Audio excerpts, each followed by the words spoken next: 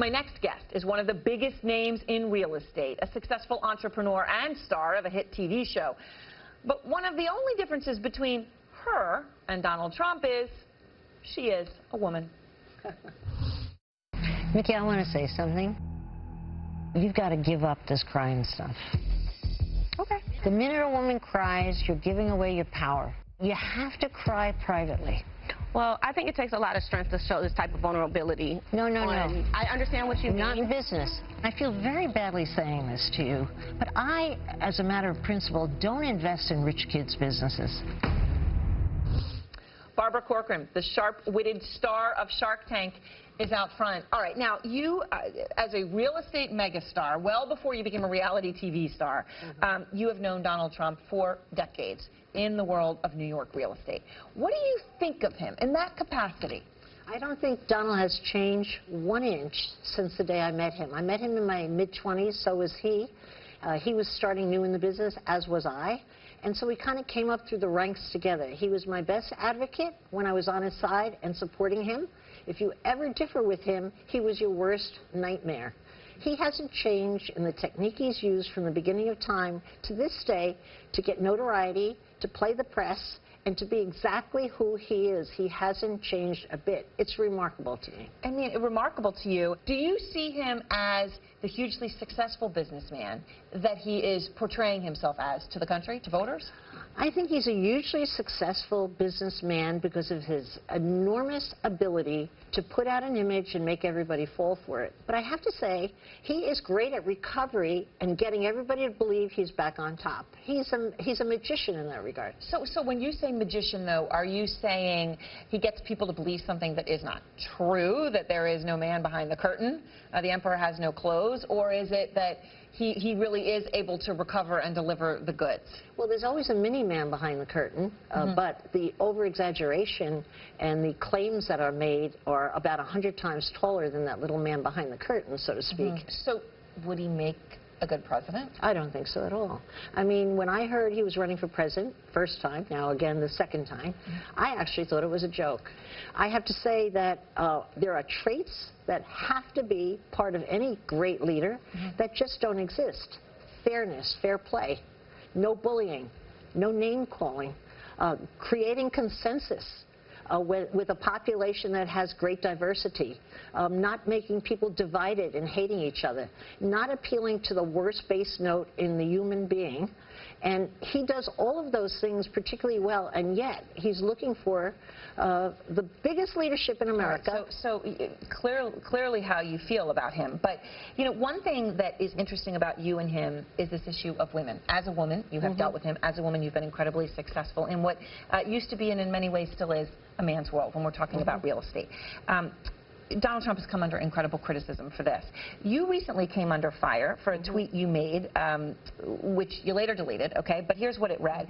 I find running a business in a man's world to be a huge advantage. I wear bright colors, yank up my skirt, and get attention.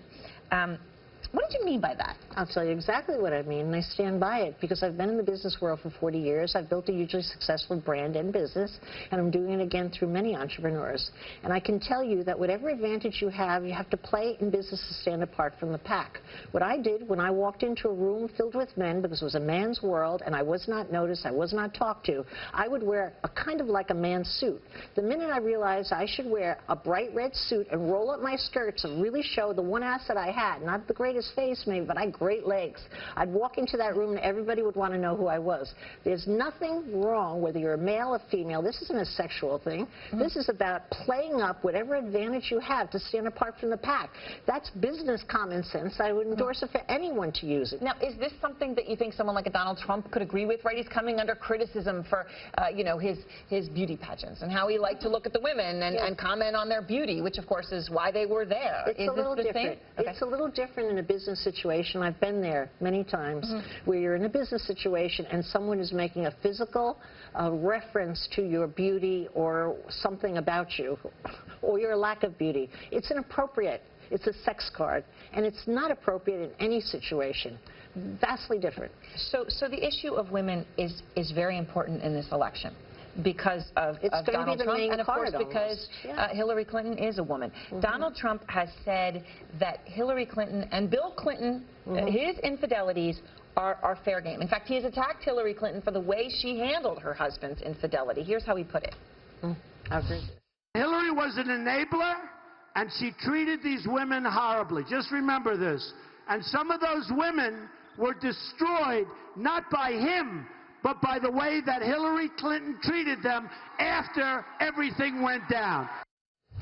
Is it fair to call her an enabler? It is so unfair. That is so insulting. When I heard that, I wanted to throw something at my TV, honestly. I was livid hearing that.